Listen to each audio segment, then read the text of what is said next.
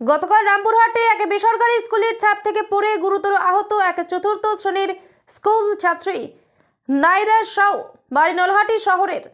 গুরুতর জখম অবস্থায় রামপুরহাট মেডিকেল হসপিটালে ভর্তি করা হয় চিকিৎসার জন্য। পরবর্তীতে চিকিৎসার জন্য কলকাতা রেফার করা হয়েছিল। দেখুন বিস্তারিত।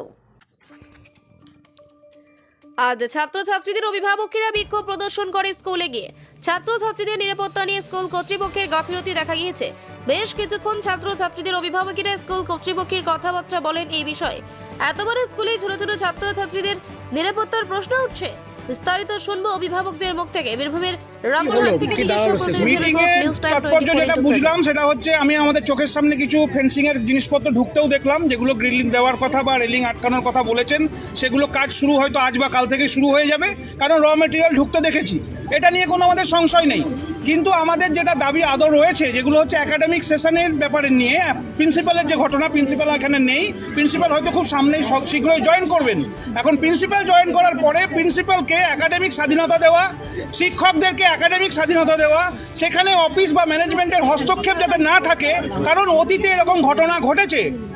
এবং সর্বোপরি কালকের এই দুর্ঘটনার পরিপ্রেক্ষিতে স্কুল কর্তৃপক্ষর হয়ে কথা বলছেন transport manager Rahul Chatterjee.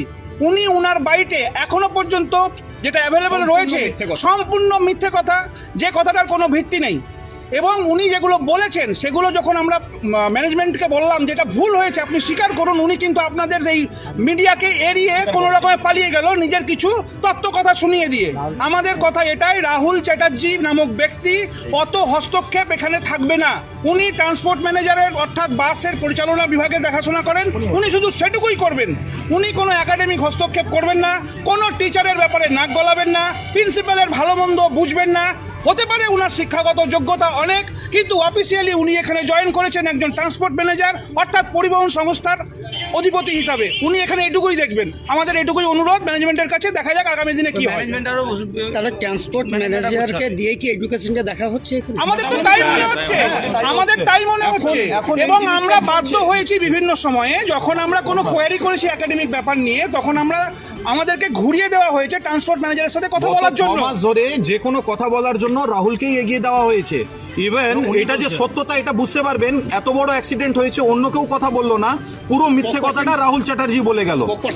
Spokesperson Rahul Chatterjee হয়ে গেছে। সে ওখানে বলে দিল যে কাঁচের ফেন্সিং এবং লোহার গ্রিল ওর মধ্যে দিয়ে গলে গেল, এটা মিডিয়া বাইটসে আছে।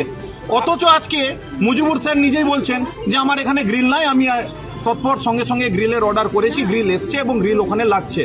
এর মানেই বোঝা যায় যে সে কতটা মিথ্যে কথা বলতে পারে এবং মিথ্যাচার চলছে। এই রকম লোকের দায়িত্বে যেন না থাকে। আপনাদেরকে যা আশ্বাস দিয়েছেন আপনারা খুশি? হ্যাঁ, সেটাতে আমরা দেখলাম যে না, এখানে এসছে, গ্রিল এসছে, কাজ হবে এবং দেখা যাক যে এটা যত তাড়াতাড়ি হতে পারে। এখনই পুরোপুরি বলতে পারবো না, কিন্তু হ্যাঁ কাজ হতে দেখলাম এবং এটাতে আমরা মানে যে কাজটা হবে আশা করি যদি সেটা হয়ে যায় তাহলে এই সেফটি মেজার্স নিয়ে যে চিন্তা আছে সেটা মিটবে। Thank you. আমরা ঈশ্বর ভগবানের কাছে আমরা প্রার্থনা করছি, তার সুস্থতা কামনা করছি, সে ফিরে আসুক। অ্যাজ ইউজুয়াল সব সিস্টেম, আমাদের প্যারেন্টস আমাদের সঙ্গে আছে এবং সহযোগী, এবং এদের সাপোর্টে আমরা তাদের কোয়ালিটি এডুকেশন আমরা দিতে পারবো এই বলে আমি। আচ্ছা, যেটা অভিযোগ রাহুল চ্যাটার্জি ভুল বলেছে।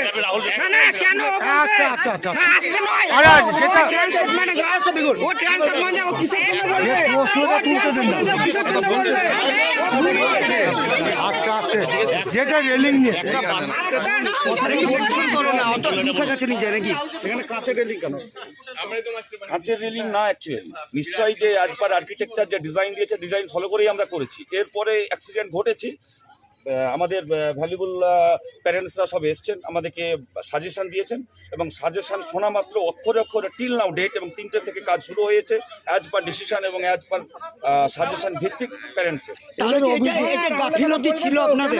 না, গাফিলতি বলবো না, কেন যেভাবে আমাদের কাজ করা হয়েছে, আজ ইন্ডিয়া টপ মোস্ট আর্কিটেকচারের যে ডিজাইন দিয়েছে, ডিজাইন ফলো করেই করা হয়েছে।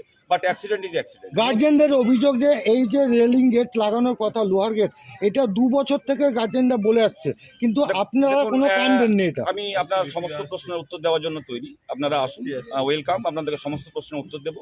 আমাদের এখন ফোকাস আছে অনলি ফর যে স্টুডেন্টটা ভিকটিম হয়েছে, তাই সেদিকে ফোকাস করা। আমার স্কুলে সে একজন সম্পদ এখন আমার বাইরে হসপিটালে আছে, সে ফিরে আসুক। ওই কামনা ছাড়া, ওই ফোকাস ছাড়া অন্য কিছু বিষয়ে আর যাচ্ছি না। এরপরেও আপনারা ওয়েলকাম, আপনারা আসুন, স্কুল ক্যাম্পাস ঘুরে দেখুন।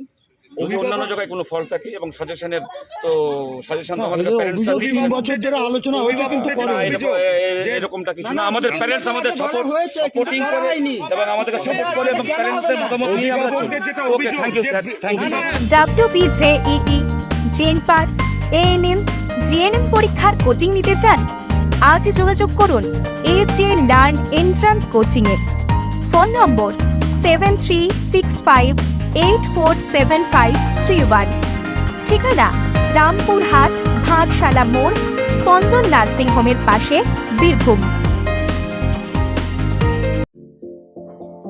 Rampurhat new town. সবুজ প্রাকৃতিক পরিবেশে নিজের বাসস্থানকে খুঁজে নিন আর পাশেই দেদার আনন্দের ঠিকানা new town and swing park.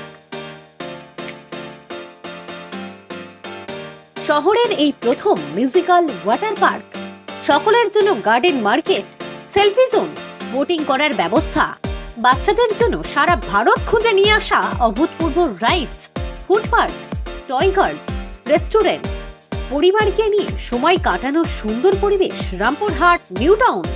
আর ঘরে ফেরার আগে নিউ টাউন রেস্তোরাঁতে সময় কাটাতে ভুলবেন না। রামপুরহাট নিউ টাউন, ফ্যামিলিকে নিয়ে নিশ্চিন্তে আনন্দের সময় কাটান। আমরা সদা জাগ্রত রামপুরহাট নিউ টাউনে স্বপ্নের পরিবেশে আপনাদের স্বাগত।